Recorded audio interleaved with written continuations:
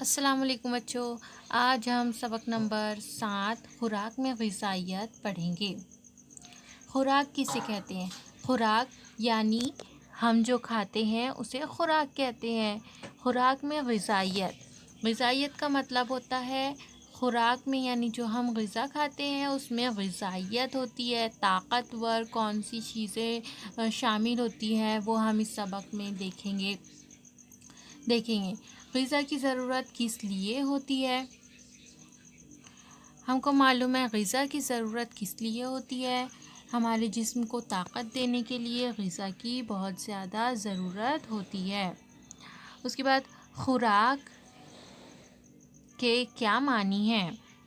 खुराक के मानी हैं जो हम रोज़ाना खाते हैं उसे क्या कहते हैं? खुराक कहते हैं। लेकिन खुराक हर इंसान की अलग अलग होती है, कम या ज़्यादा होती है। खुराक के कम या ज़्यादा होने की क्या वजूहात हैं? खुराक कम या ज़्यादा यानी कोई ज़्यादा खाना खाता है, कोई कम खाता है, इसकी क्या वजूहात हैं? जो ज़्यादा मेहनत करता है वो ज़्यादा खुराक लेता है और जो कम मेहनत करता है वो कम खुराक लेता है। इसी तरीके से बच्चा कम खुराक खाता है और जो बड़े जवान लोग होते हैं वो ज़्यादा खुराक लेते हैं। इसलिए खुराक में कम या ज़्यादा हो सकती है। बताइए तो भला हमारी रोज़मर्रा की ग़िज़ा में शामिल कुछ चीज़ों के नाम नीचे दिए हुए हैं, इन्हें पढ़िए। चावल,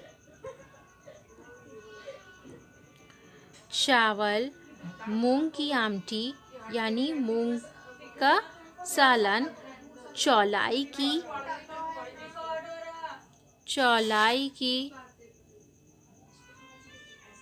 उसल यानी चौलाई की फली सब्ज़ी, गेहूं की चपाती, जवार की रोटी, गोभी का सालन, कद्दू और गाजर का हलवा, प्याज के भजिए, लहसुन की चटनी, लीमू का अचार, दही, पापड़। बड़े या छोटे चमचे से इनमें से कौन सी चीज़ें निकाली जाती हैं? अब बड़े या छोटे चमचे से इनमें से कौन सी चीज़ें निकाली जाती हैं?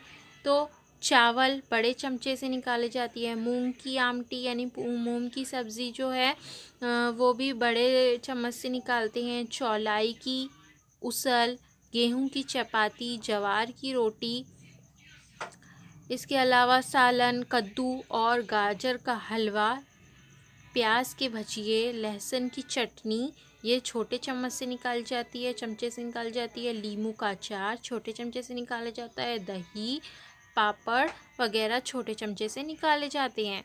चाय के चमचे या इससे भी छोटे चमचे से हम कौन सी चीज़ें निकालते हैं? अब इन ग़िज़ाओं के दो गिरोह बनाइए। एक गिरोह में ऐसी चीज़ें रखिए जो ज़्यादा खाई जाती हैं, दूसरे गिरोह में कम खाई जाने वाली चीज़ें लिखिए। अब हम कुछ ग़िज़ा हम बहुत ज़्यादा खाते हैं कुछ चीज़ें और कुछ चीज़ें हम बहुत कम खाते हैं। अहम ग़िज़ाई अशिया: चपाती, रोटी हमारी ग़िज़ा में रोज़ाना शामिल रहते हैं। रोटी वग़ैरह हम रोज़ाना खाते हैं। चावल रोटी हम रोज़ाना खाते हैं। दूसरी चीज़ों की बनिस्बत ये हम ज़्यादा खाते हैं। इसलिए गेहूँ, जवार, बाजरा और चावल हमारी अहम ग़िज़ाई अशिया हैं।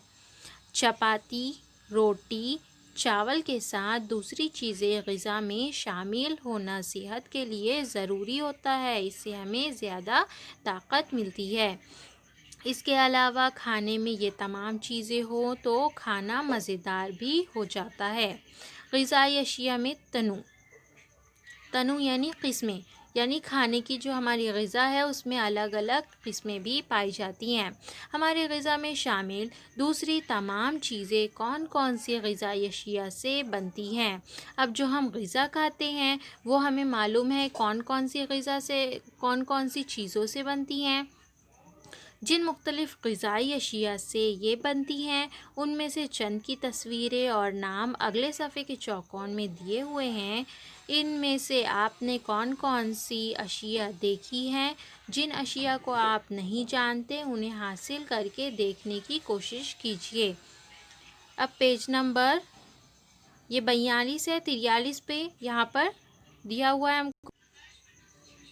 पेज नंबर 23 में यहाँ चौकोन दिया हुआ है। चौकोन में दी हुई ग़िज़ाई अशिया देखिए। इन ग़िज़ाई अशिया में से अब नीचे कुछ सवाल दिए गए हैं। सवाल नंबर 1, किन किन अशिया का आटा मिल सकता है? किन किन अशिया का आटा मिल सकता है? ज्वार यहाँ हमको दिखाई दे रहा है, ज्वार। उसके बाद और किसका आटा मिल सकता है? लौंग, बाजरा, तिल। इन चीज़ों का हमको आटा मिल सकता है। उसके बाद सवाल नंबर 2, दही, मक्खन, घी किस शय से मिलते हैं?